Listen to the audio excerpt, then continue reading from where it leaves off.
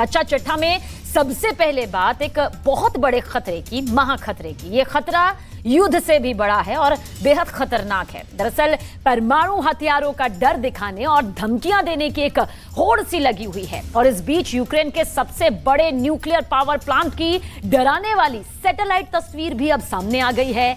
इस तस्वीर का हवाला देखकर यूक्रेन ने चेतावनी तक जारी कर दी है। चेतावनी दरअसल ये जारी की गई है कि यह परमाणु सेंटर कभी भी किसी भी वक्त धधक सकता है, जिसकी सुरक्षा की जिम्मेदारी ना तो पुतिन लेने को तैयार है और ना ही यूक्रेन के राष्ट्रपति ज़ेलेंस्की।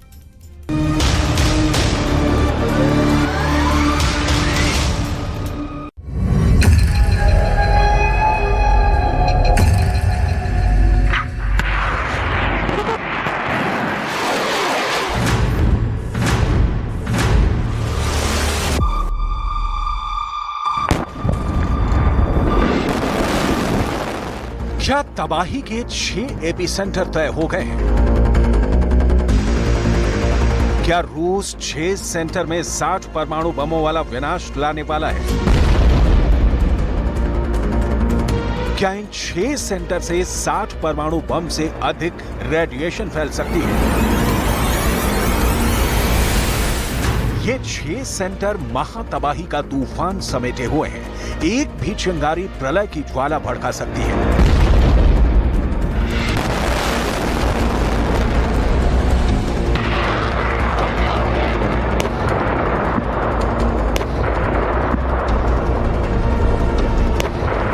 विनाश का यह केंद्र है यूक्रेन का ज़ैपोरिज़िया परमाणु प्लांट, जिस पर अभी रूस का कब्जा है। लेकिन ज़ैपोरिज़िया परमाणु प्लांट के बाहर ज़ैपोरिज़िया शहर को यूक्रेन ने अपने कब्जे में वापस ले रखा है।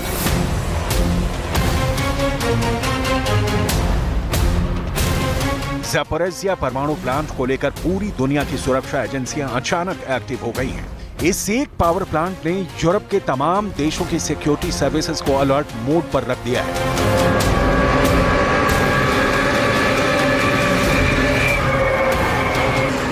बड़ा सवाल है, यूक्रेन में क्या कुछ बड़ा होने वाला है?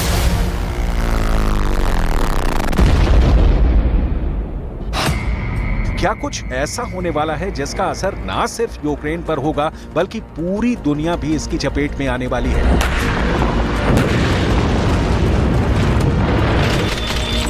कई एक्सपर्ट्स ये दावा कर रहे हैं कि यूक्रेन और रूस की जंग में अब बहुत कुछ बड़ा होने वाला है। क्या सिर्फ यूक्रेन ही नहीं, यूक्रेन पर रेडिएशन वाली तबाही की तलवार लटक रही है? क्या यूक्रेन के साथ साथ Poland, Estonia, Latvia, Lithuania, Slovakia, Hungary, Romania और मोल्दोवा भी परमाणु तबाही वाली रेडिएशन के साए में समाने वाले हैं? आखिर क्या होने वाला है यूक्रेन में? आखिर क्यों इस वक्त पूरी दुनिया की निगाहें यूक्रेन के सबसे बड़े परमाणु संयंत्र ज़ैपोरिज़िया पर लगी हुई हैं? दरअसल यूक्रेन के सबसे संवेदनशील परमाणु पावर सेंटर ज़ैपोरिज़िया को लेकर न सिर्फ यूक्रेन बल्कि रूस भी तरह तरह की योजनाएं बना रहा है।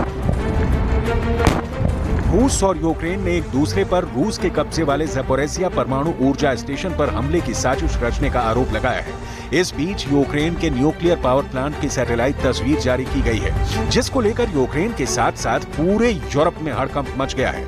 इस सैटेलाइट तस्वीर को देखिए। इस सैटेलाइट तस्वीर के सामने आने के बाद यूक्रेन के राष्ट्रपति ज़ेलेंस्की ने दावा किया है कि प्लांट में रूस ने विस्फोटक रखे हैं। ज़ैपोरिज़िया परमाणु प्लांट की नई तस्वीरों में 5 सफेद आकृतियां दिखाई दे रही हैं। ये सभी 5 आकृतियां पहले नहीं थी। इस सैटेलाइट इमेज में दिख रही 5 सफेद आकृतियों का हवाला देते हुए ज़ेलेंस्की ने दावा किया है कि प्लांट में रूस ने विस्फोटक रखे हैं। हालांकि इस विदेशी मीडिया का कहना है कि सिर्फ सैटेलाइट इमेज से ये पता लगाना मुश्किल है कि ये किस चीज की आकृति है।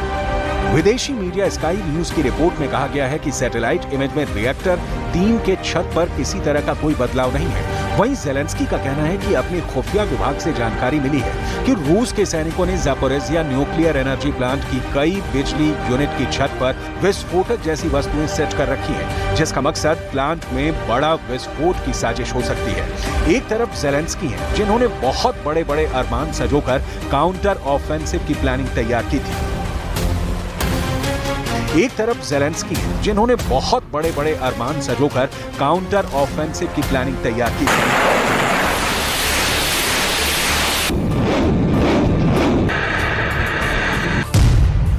डोनेस्क और खेरसोन के बाद अगर ज़ेलेंस्की का सबसे ज्यादा जोर यूक्रेन के किसी इलाके पर था तो वो ज़पोरिज़िया पर ही था।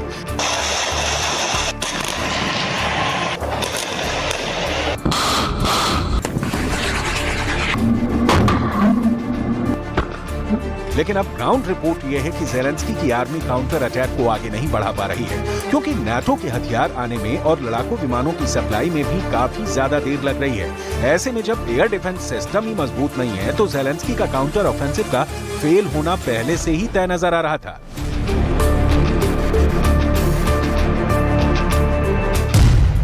इसीलिए ज़पोरिज़िया इस वक्त ज़ेलेंस्की की सारी रणनीति का केंद्र बिंदु बना हुआ है।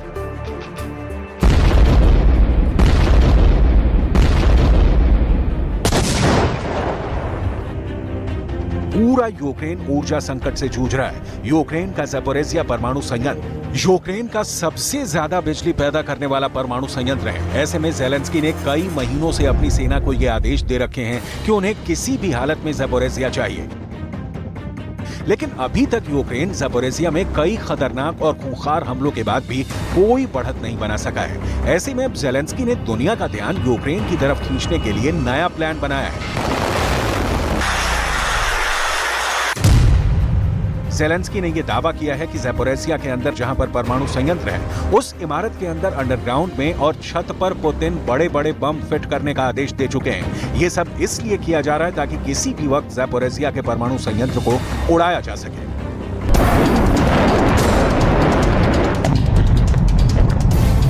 आखिर ज़ेलेंस्की का ये दावा कितना सही है? क्या वाकई में पुतिन कुछ ऐसा धमाका करने जा रहे हैं कि ज़पोरिज़िया परमाणु केंद्र के अंदर बहुत बड़ा धमाका होगा और फिर वहां से आग की लपटें निकलेंगी, जिसके बाद परमाणु विकिरण हो जाएगा?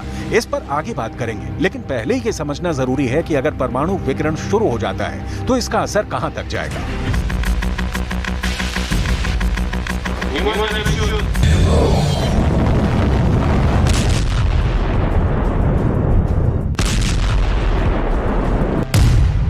अगर परमाणु विकिरण शुरू हो जाता है तो इससे ज्यादा प्रभावित यूक्रेन होगा। इसके अलावा तुर्की में भी परमाणु विकिरण का असर पड़ सकता है। फिनलैंड और स्वीडन देशों पर भी परमाणु रेडिएशन भारी तबाही मचा सकता है। यूरोप के कई देश इस परमाणु विकिरण की जद में आ सकते हैं।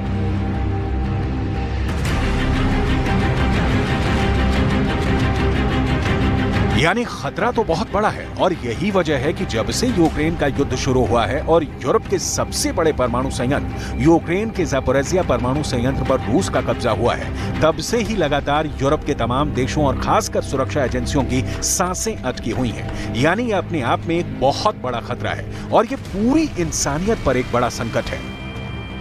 दरअसल जब सोवियत संघ मौजूद था और यूक्रेन सोवियत संघ का हिस्सा था, तब इस परमाणु सेंटर से विकिरण हो चुका है, जिसका रेडिएशन यूरोप के कई देशों तक पहुंचा भी था और लोगों को गंभीर संकट का सामना करना पड़ा था। उन दिनों को याद करके आज भी लोग कांप उठते हैं और अब ज़ेलेंस्की भी इस खौफ का इस्तेमाल करना चाहते हैं। इस मामले पर ज़ेलेंस्की ने बेहद रणनीतिक बयान दिया है। Від нашої розвідки ми маємо інформацію про те, що на даху кількох енергоблоків Запорізької атомної станції російські військові розмістили предмети, схожі на вибухівку. Можливо, щоб імітувати удар по станції, можливо, у них якісь інші сценарії, але в будь-якому випадку світ бачить і не може не бачити, що єдиним джерелом небезпеки для Запорізької атомної станції є саме Росія. І ніхто інший. На жаль, не було вчасної і масштабної реакції на теракт проти Каховської гідроелектростанції. Це може надихати Кремль на нове зло. Пусковой установки. Первый, все пусть.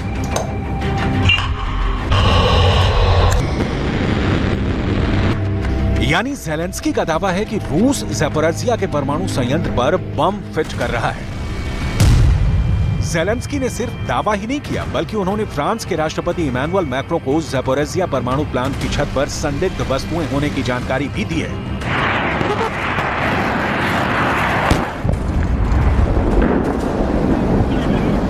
ज़ेलेंस्की ने सिर्फ इमैनुअल मैक्रो को ही क्यों जानकारी दी, ये जानना भी बहुत दिलचस्प है। दरअसल इमैनुअल मैक्रो यूरोपियन यूनियन के देशों के सबसे बड़े लीडर माने जाते हैं, यानी बिल्कुल साफ है इस तरह के बयानों के पीछे ज़ेलेंस्की की कूटनीति है। नाटो के हथियारों की सप्लाई में देरी हो रही है। ज़ेलेंस्की नाटो देशों, खासकर यूरोप के देशों पर दबाव डालना चाहते हैं कि अगर पुतिन को नहीं रोका गया और ज़पोरिज़िया के परमाणु सेंटर पर कोई अनहोनी हो गई या कोई ब्लास्ट हो गया और अगर परमाणु विकिरण हो गया तो यूरोप के देशों में खतरा पैदा हो जाएगा। इसी डर पर ज़ेलेंस्की अपनी रणनीति को लगातार आगे बढ़ा रहे हैं और इसका असर भी दिखाई दे रहा है। ना सिर्फ पूरा यूरोप अलर्ट मोड पर है, बल्कि कई अंतर्राष्ट्रीय अखबारों में भी लगातार इस पर चिंता जताई जा रही है। लेकिन मामला सिर्फ यहीं पर खत्म नहीं होता है।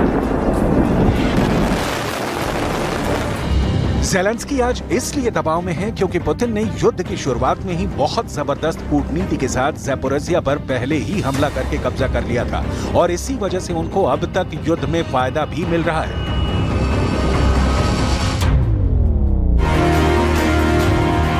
अगर ज़ेलेंस्की को दोबारा इस परमाणु प्लांट पर कब्जा करना है तो उनको सबसे पहले इन्हीं 3 शहरों पर कब्जा करना होगा और पुतिन के कब्जे से यूक्रेन के शहरों को बाहर निकाल पाना कोई हंसी खेल नहीं है।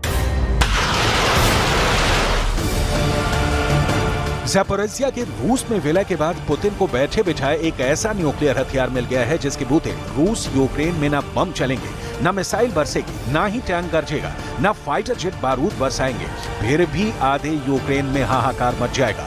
यही वजह है कि ज़पोरिज़िया पावर प्लांट की सैटेलाइट तस्वीरों ने हाहाकार मचा दिया है।